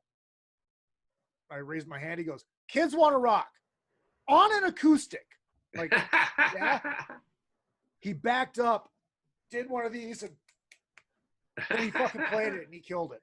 It was awesome. I bet. It was awesome. But then next time he came through, I yelled, War Machine. Wow. And then he goes, "There's always got to be one." He really shines in that environment, the acoustic guitar thing. He just kills it. He does that even in full shows now. He comes out and plays a song or two just by himself. He's a Vegas show waiting to happen. 100%. That guy really is. Bryan Adams was in a band called Sweeney Todd. Of course. In Canada. He replaced Nick Gilder in that. Yeah, exactly. Yeah. That's the first time I Gilder, saw him. exactly. Yeah. Hot Child in the City. Hot Child. Wow. That was Nick Gilder was originally in a group called Sweeney Todd, and that song's gotten a bit of legs. There's a song called Roxy Roller, and you see it kind of around here and there. It's an old glitter rock song. Oh wow! And then Nick went on to be Nick Gilder, Hot Child in the City. Right. Izzy, you know those songs? Hot Child in the City was a crossover down here, wasn't it? Had some kind of, Oh yeah. I'm always surprised. I'm always surprised which songs translate down here, because once in a while you'll be like, I didn't realize that things like Hot Child in the City. I was playing with just some friends in LA, guys from like Jellyfish and all these other things were jamming, and they played Hot Child in the City, and the place went crazy in Huntington Beach, California. I was like, oh yeah, these people know this song. That just seemed like another Canadian song to me. Yeah, I love or Paola's Eyes of a Stranger. That was on the Valley Girl soundtrack. Yeah, that Nicolas Cage movie back in the day. Yeah, I as the inquisitive mind that I am, we've been talking about these like massive successes in our hugest Canadian bands that did well here that we all love. But I'm kind of interested in like maybe getting Allan's perspective on this. A band like Exciter, who like could not for the life of them ever get a record deal in Canada. And frankly, we do 1 or 2 Canadian shows a year now, and everything else is American and international. Mm-hmm. You know, why did the US embrace a band like that, but Canada, its own country, didn't, like, at all? But that 1 or 2 shows in Canada must be massive. Well, now they are. Like, we do an anchor show in Vancouver and an anchor show in Toronto, and you get one on each coast, and it's like, you know, you sell out the rickshaw there, and you have to deal with that whole world, and then that's a whole other thing. Oh, bro, last time we tried to stay in that neighborhood, you try and stay close to the venue. Oh my Lord! Well, don't do that. Don't do that. Obviously, dude, it's like that, trying to find that balance of staying near Hastings but being nowhere near Hastings. You got to go downtown or something. There's no way you can. But that's the metal venue. That's the one that everyone expects to go to too. No one has a problem with it. They're like, oh, Exciter's in town, probably at the rickshaw. Dude, it's a bitchin' venue though, you know. And anybody who's like, you know, like regular young rock and roll fans have no problem wandering the streets of Zombies into the rickshaw. It's just the way it is. Yeah. Zombies, good way to put it. The Hastings is one of the craziest streets in the world. In Vancouver, it really is. I was gonna say earlier, like we were talking about punk, like Chai Pig died a week or 2 ago, and last time I was in Vancouver, I had one of the wildest nights with him I've ever had. Of all the nights I've had with Chai, we were at Funky's, and we had the weirdest night. It was me and Dan Beeler. Al stayed. You stayed that night, and you missed you knew better. Yeah, I don't doubt it. Me and Dan got into it with Chai Pig. It was insane night. And by the end of it, I'm like, wow, that was the craziest night I've ever had with Chai. And now a year later, almost to the day, he was dead. It was crazy.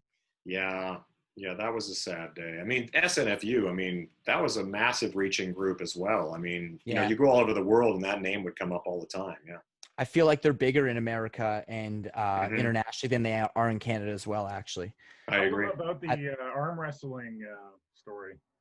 Yeah, like, dude, literally the night was so weird with Chai Pig that after he, like, insisted that we all drink half the bottle of Malibu together at Funky Winter Beans, he then said that he drew 2 pictures and a T-shirt, and he was like, you and Dan Beeler have to arm wrestle. And for reference, if anyone doesn't know, Dan Beeler is 6'2", and he has dad strength, like a lot of it, and drummer lead singer strength as well.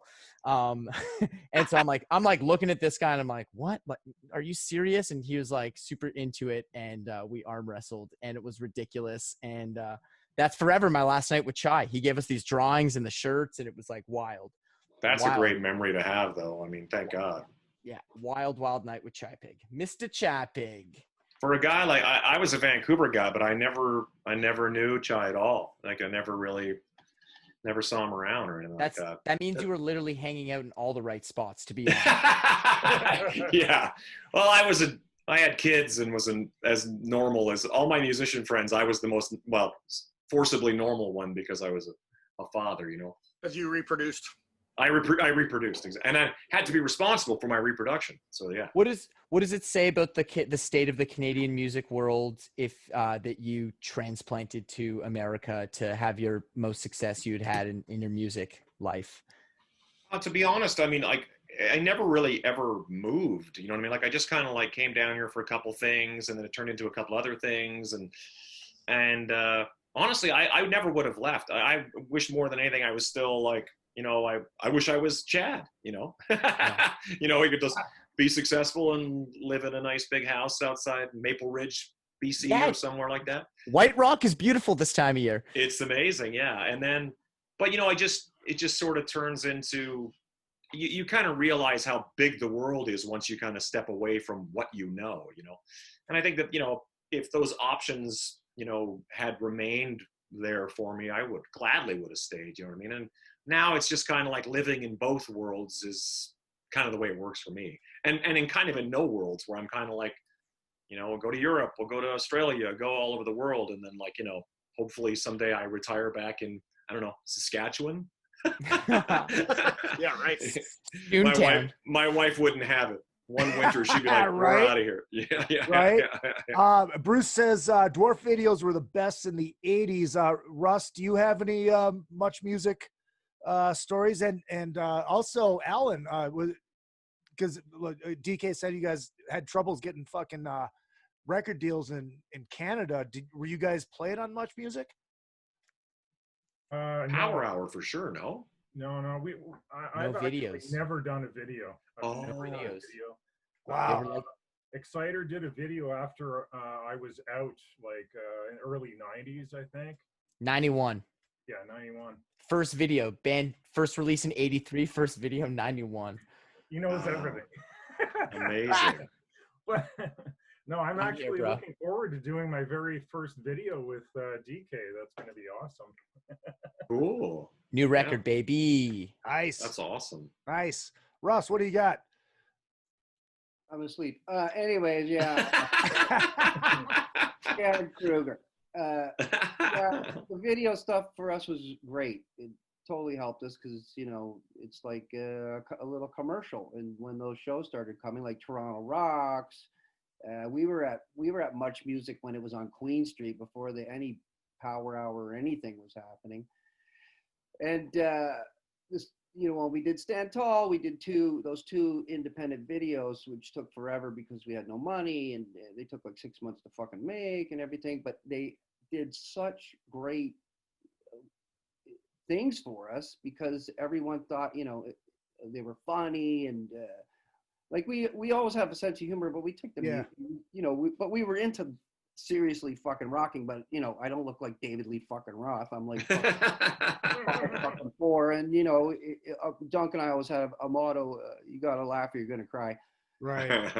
But as far as Much Music and everything, Duncan and I ended up hosting the Power Hour about a billion fucking times. I have tons of footage. And then in those days, I was like, when I first started getting money, I bought cameras. So I, videotaped everything. And they would give me a feed into my camera, and I would shoot the show while they were shooting the shows. Oh, wow.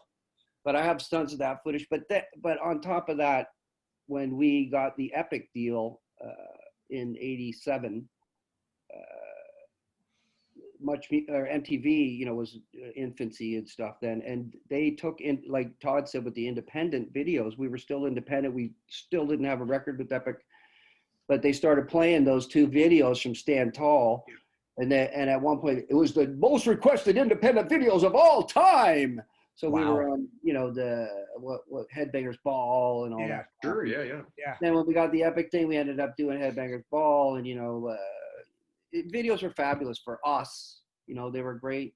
I remember we did Headbangers Ball with we hosted it, and our guest was Rob Halford. So we were like, holy fuck! And he was cool. He was super cool, right?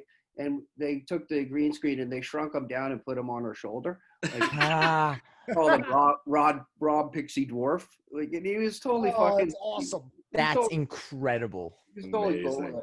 But I remember. Here's a good one. When we first did MTV, we had one of our first buses. It was like a 1966 MCI fucking shitbox with a hockey stick holding the fucking. The bay up, right? It was just a shit box. But we were like, we're fucking rock stars, man. We were playing we were in Long Island that day, and we had to go into Manhattan to do the show. So I don't know how we got in a cab or something. And we wanted to get a day room because, you're in the fucking road and, you're a bit stinky. You're going to go on national television. So we tried to get a day room, and they're like, you're fucking dreaming. You got no money. So our road manager's like, let's go to the YMCA in Manhattan. Brilliant. So yeah, that was an experience. Here's your towel for 50 cents. Let's go into this giant shower that they would have in prison. Oh my So, god. yeah. So, show business, it's so glamorous. Yeah, absolutely. Ain't it though? And that's my story, the end, Chad Kruger.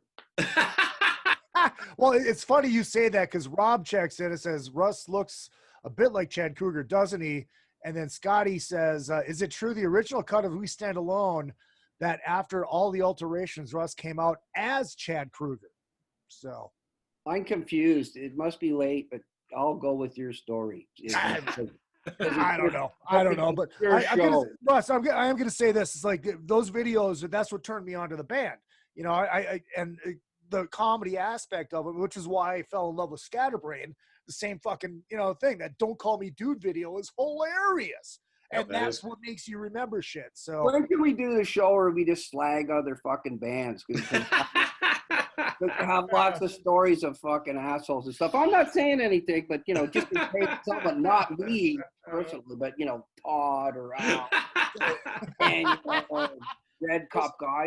I think Red Cup Jeff's probably your guy for that. Yeah. Who are we making fun of? I don't know. What do you got? Izzy, we got a question for you.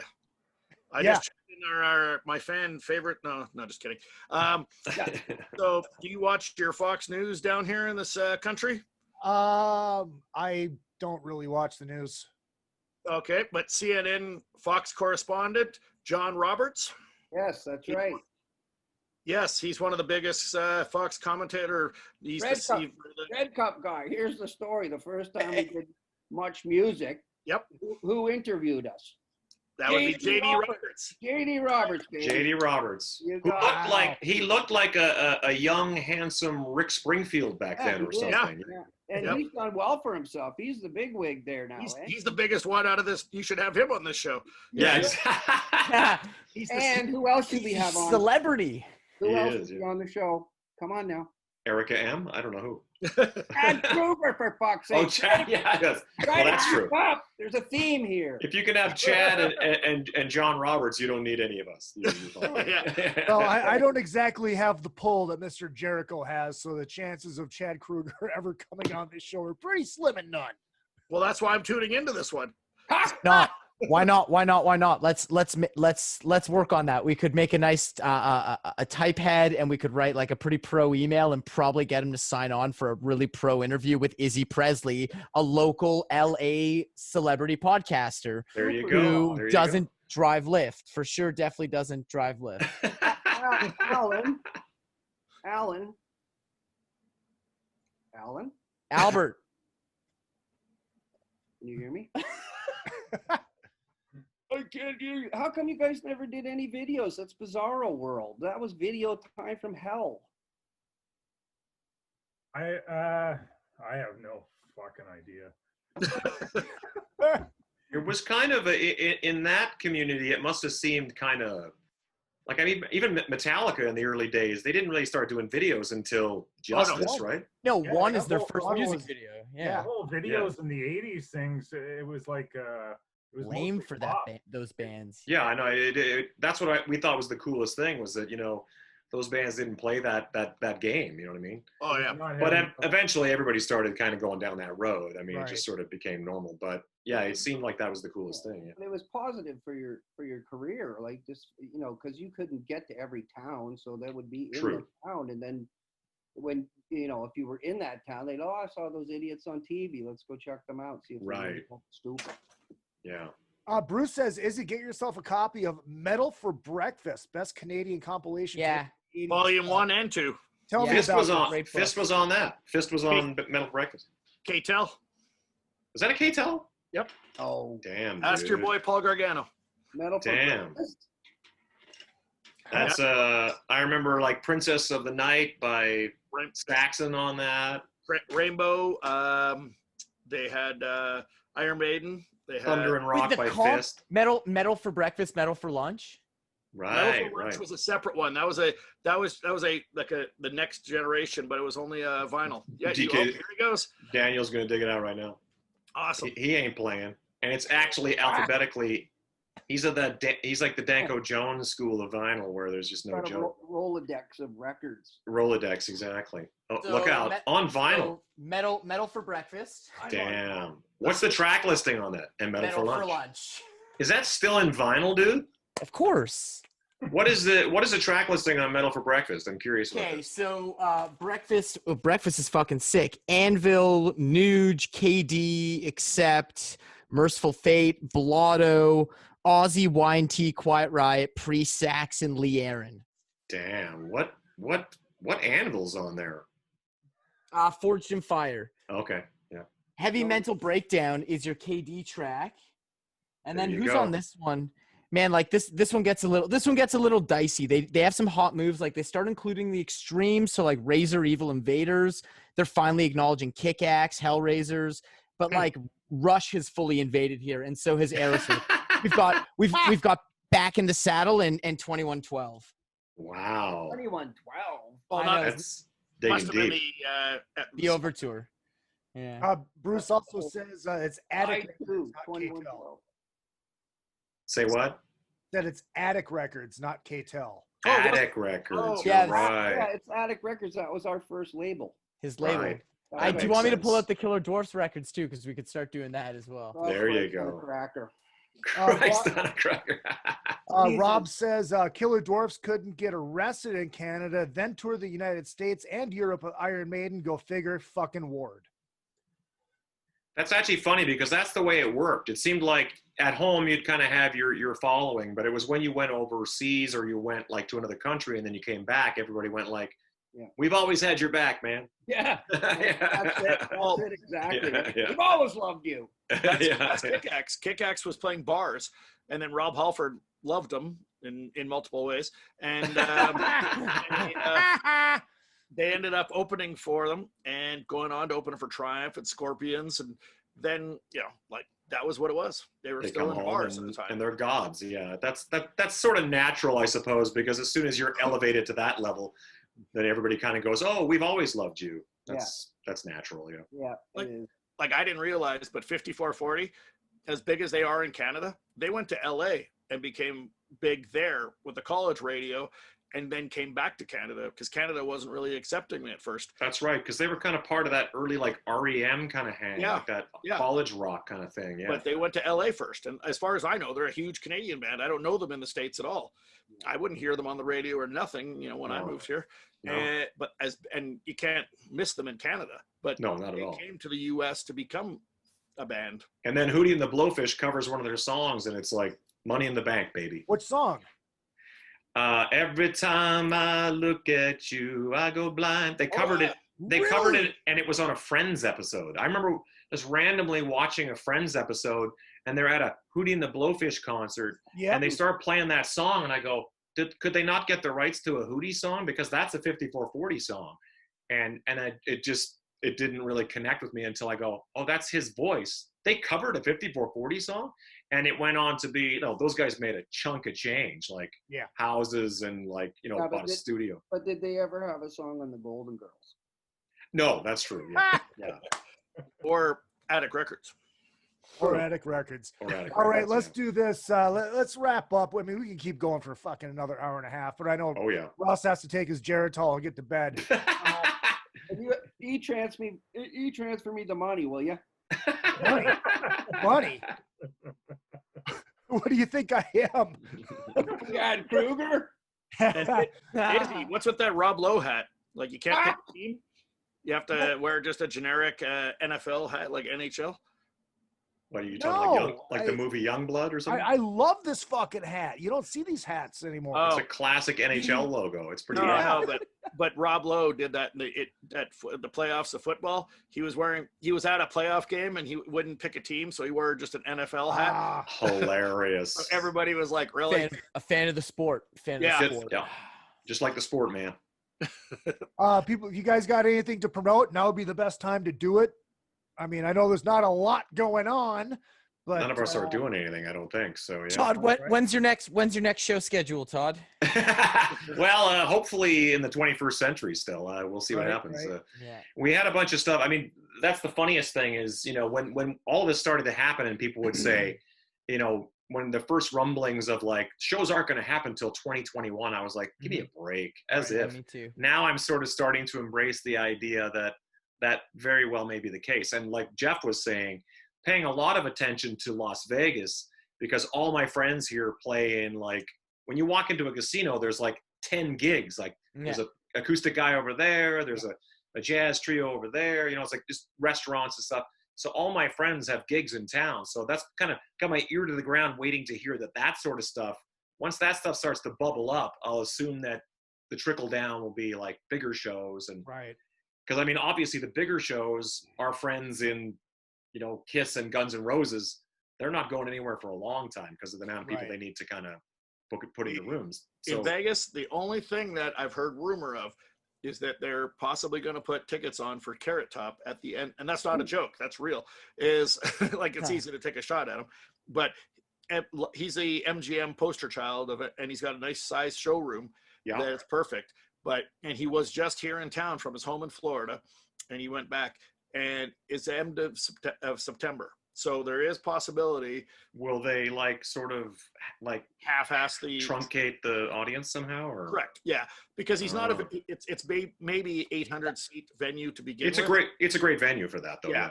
And his crew is maybe 5 people, 6 people. So it's not a big crew on stage. They can space the people out. Because movie theaters are supposed to come back in end of August. So and MGM said that because they pretty much own the show with him, they're not Cirque or anything else. So Vegas, he would be the first show, one of the few to come back first. And I think once that happens, then it'll slowly start to domino effect its way into other things happening. Yeah. It's like those things on Fremont Street. There are people on Fremont Street, and people tell me, I haven't been down there yet, but people tell me like Friday night on Fremont Street just seems like a regular Friday night on Fremont Street. People are all there. Yeah. No one's really kind of playing ball. But it's like, and I'm kind of like, well, why don't you just put a band on stage, for God's sake? If it's going to be there anyway, you may as well just put a band on there. See, the opposite for people that don't know, Todd and I, we both live here, but Todd, if he's not on a stage, he's not usually out. That's right. Yeah. I am a concert connoisseur. I've seen Killer Dwarfs at Vamped. I've seen Todd at Vamped. That's right. I don't think I've seen Exciter yet because they haven't played Vegas.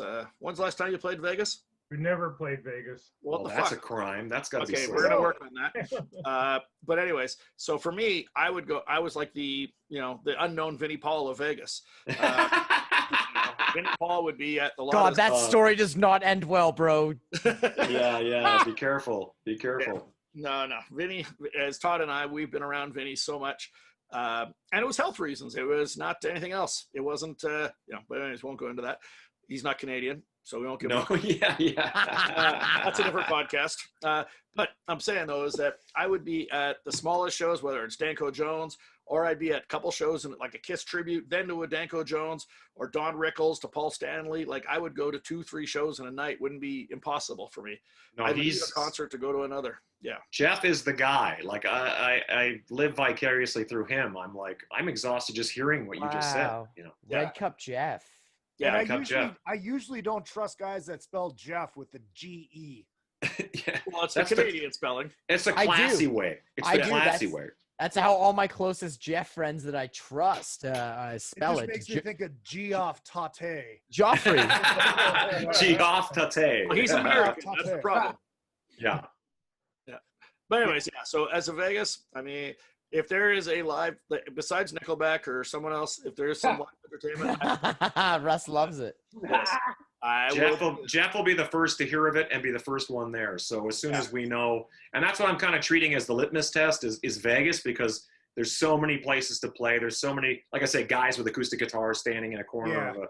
So I'm waiting for that to kind of like present itself, because then I believe that I'll know that things are sort of slowly kind of. But I mean, but then way. People can start gigging at that point. Like the casual side hustle of the gig begins at that point. But I mean, like, what about people's real bands specifically? Like, when's your next Slash show going to be? Like, realistically, realistically, like anything of that size, it's like the outlook is grim. It's grim. Go ahead.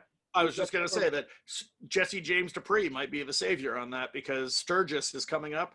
They're going forward with live entertainment. In South Dakota. I heard that. Yeah. And there's going to be a multitude of like the bigger bands like ZZ Top and things like that of obviously not going to perform due to age and liability. It's not worth it. If I had a dime for every time I heard the expression, Jesse James Dupree might be the savior. You know what? That's a T-shirt. Yes, but if Sturgis pulls it He off, was in Playgirl. He was. He was. So if that happens, Sturgis goes on. We'll see. Well, that's exactly it. I just got a note that says, don't tell Russ that Todd is taller than him. We don't want to wreck all the therapy he's gone through. Russ is a dwarf. He can't be tall. Like Texas, it's a state of mind. There you go. There you go. Has any of you guys been working on, music during yeah. over? I mean, I've got multiple projects, but I'm kind of one of those guys that's always got things going on. Yeah. So that when it's sort of like, I don't know about any of you, but I kind of enjoyed this break more than I should have, considering how serious it is. But that first week or two, I was climbing the walls like I didn't know what to do with myself. By week 3, I was like, oh, I don't have to do anything. What's this new series that I could watch? And, I suddenly fell in love with my couch and spending time with my family. And now it's kind of like, then I kind of came out the other side going like, okay, I got to, then all of a sudden a project presents itself. And then, so I've been back and forth from LA a little bit, and whatnot, trying to keep busy recording this and that. So nothing, like the weirdest thing about it is that there's no hurry to put anything out because you can't tour anyway. So, so everything's sort of like, let's just do this and start. The writing and the recording process is all over the place now. It's just kind of like, I guess we'll wait to see how the touring aspect goes. I wrote the greatest song in history today and actually accidentally erased it. Cad's fault. Oh, this is why we love you. This is why we love you. Allan, anything? We got M3 apparently again. What? I thought they canceled it. That got rescheduled till May. Yeah, May. We're on it. Apparently. Yeah, it was long September long weekend. May what? May next year. Yeah. 2021, yeah. No, May. Well, according to COVID, maybe. Yeah, well, exactly. Yeah. Well, we have to do the lawn maintenance there. It's wild. Like all of everything that Exciter had for this year has been essentially just flipped full calendar year. Like that's what everyone's saying, but some of those are like, I don't know, like Hellfest, Grasspop, Vakken. Like these are festivals that like I don't really know how they're gonna put fucking 100,000 people in a field if they can't even get 300 people. Like there's some shows that happened in Europe last week. Destruction played in Germany, or no, they played in Poland in a 1,200 cap venue with 300 people. Weird. How is that sustainable in any way, shape, or form? I was going to say that doesn't really work for anybody. Imagine like, I don't know. Like, it's publicity at that, but everybody lost money together. Of course, yeah. From the bands to the venue owners to the promoters, everybody lost a shitload of money. To the guy selling hot dogs out front, the whole thing is a wash. Yeah. The operating costs trump the fucking income at that point. Like, it's tough. Basically, Todd, are you friends? You're friends with the Michael Monroe camp? Didn't they just do some shows? Michael, they did like. It looks like it's mostly acoustic stuff. Like I think it's like in a outdoor setting, and Europeans are a lot more hip to they separate and they do their thing. Yep. So yeah, I just only kind of like paid attention to what Michael's show looked like. It looked pretty controlled. I saw Doro did a full-scale production drive-in show, and she went as far as to like full on like hilarious. Like they're flying this ginormous PA, but everyone's listening to it on their fucking car radio. But everyone's on their hoods of their cars mostly. And then at one point it looked like she actually went into the crowd with 2 bodyguards and was like quite up close and personal. Just really weird to see like that is weird. 500 cars pulled up to a giant outdoor field with a full production. How does that work with her band? Like she's got guys from the States in her band. Like Johnny from Brittany Fox plays drums. No, Johnny lives in Europe. Oh, does he live over there now? Yeah. Why did I think? I think he married a German girl or something, didn't he? Yeah. Right. Okay, that makes sense. Yeah. Yeah, I don't know what country. I'm assuming it was somewhere in Germany. That would make sense. But yeah, full scale production with lighting and audio, like big outdoor festival stage, and everybody parked like 50 feet away from the stage. It's really, really interesting looking. That sounds so weird, dude. Like I can't imagine that. Like well, we'll see. That was weeks ago too. That's not even recent. That's like fucking 5 weeks ago. I saw that video. Wow, crazy. Crazy. Well, it could be worse. I'll play a fucking drive-in, no problem. Let's do it. I'm just scared what my Uber bill's going to be when I get out of the concert. Keep the meter running the entire time. Yeah, bro. This is dinner and a show, baby. Fuck, at this point, I just accepted a fucking a position as a beanbag chair because I've gained so much weight in Sheboygan. So I mean, anything's up for fucking discussion right now. You guys want to pimp how people can find you? I don't want anyone to find me. Fucking nuts. I'll be on Red Cup Jeff's couch. That's where you Yes, find me. there you go. Yeah. I'll slut it up. I've been in the downtime in order to keep motivated to play guitar. I've been really whoring it up on Twitch, like really just putting in like 30 hours a week playing guitar to total strangers on the internet, and it's going, honestly, guys, real well. So if you're bored and you have time to waste and you like heavy metal songs and shit like this, please come join me on Twitch. You can find me under my name. Twitch. I'm still trying to figure out my MySpace, and you're rocking Twitch already. Dude, it's a hot move. A lot of musicians are hopping on there now, and it's like, I know a lot of my friends are on there. It's like I had a 42-date European tour starting next week. We're playing every show here on Twitch, and they just sit there and fucking run through their shows. It's kind of what I do. That's so awesome. Yeah, I chill. Awesome. Like I smoke pot, I riff out, and I just hang. Good for you. That's awesome. Hell yeah. Much appreciate. Gotta hustle. You know what we should do? We should talk a little bit longer because I know Izzy's sweating to get onto that Minnesota game. So, no, I just don't want Russ to fall asleep on us. I fell asleep an hour ago. I thought the comments the Rangers just got eliminated. Izzy, you have to end the Rangers have been eliminated? Yeah. Yeah, you got swept by Carolina. So. Shit, dude. This is so weird. I have a tough time following all this now that it's in this weird. Well, it's not typical hockey. Like it's down the street. Do you guys? I could take my phone. I could walk you to the NHL bubble. We could go look at it. That'd be right. But you don't have negative results to get in. Good point. Dude, it's crazy. The one cool thing about this is because it's so branded. It's really funny. Because it's all fucking neutral site. You can pretend the fucking team wearing the white sweater is actually the home team, like it should be. Right. When did that all change, by the way? I had this conversation that was the other day. 2005, 2006. And why was this? Fucking because laundry didn't matter anymore. I think the concept of the home away colors is dark colors don't get dirty on the road. I think I didn't even think of that. That was the reason. Historically, is that not what made sense? You did the dark colors on the road because you didn't have to like laundering them. They don't. Oh no, you need to launder them because they stink. Yeah, but they don't stain and get filthy on the road, like with covered in blood. You ever been in a hockey locker room? Oh, dude, yeah, I know. The humidity. So I'm curious. So since we got a lot of hockey fans on here, if you guys are living in the bubble, like you have to be in there. So you just had a nice feud on the ice, like the guy from Calgary, Chuck, took a bad hit on one of the Jets, and how do you not see him? Like you're in the same hotel, the same hanging out area, like you're there for till the series is over. So how do they not get into like fights or run into each other? Like it's not like I find what I kind of know of like the hockey thing, it seems like it's a little bit like wrestling in that it's kind of my job to be out there and enforce. And it's like violent gentleman. Yeah, it's kind of like if it's on, and that's just how it goes. I don't think that they really. I mean, obviously there are grudges. That just happens. But I think that sometimes it's just kind of a given that it's my job to go out there and enforce. They're not. Well, they're not feuds. It's fully part of the game. It's built into the sport. If you didn't get in those feuds, it would be ratings.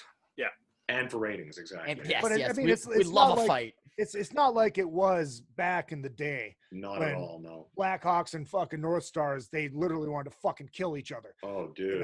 It's not like it was back then. It's like shit. I had or the Flyers in the 70s. Yeah. When I had Mark Parrish on, one of my good buddies, he's like, yeah, my first fight was ended up being with Mike Keane. It was my only fight, and he kicked my ass.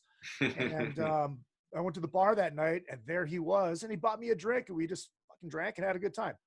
Yeah, I think that's kind of what it kind of is. I mean, it's like you don't want to think about the fact that you would watch like WWF happening and then go to the hotel bar and see like, you know, Hulk Hogan drinking with, I don't know who the bad guy was. Right.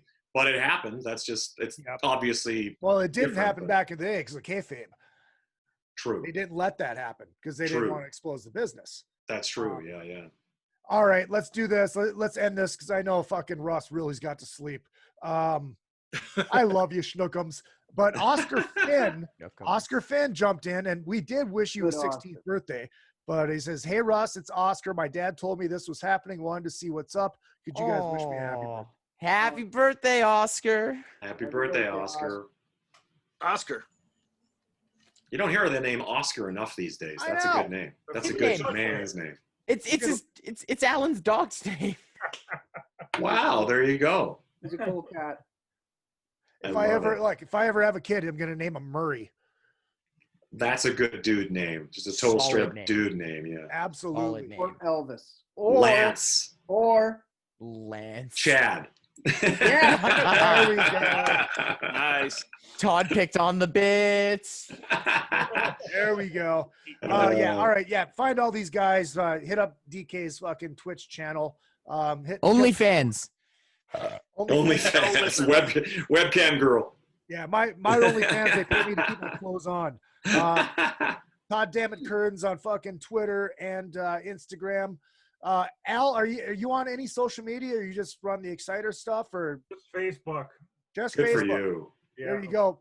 Russ, get off he his has an Instagram with more followers than me, but he last posted in February of 2012. I love it.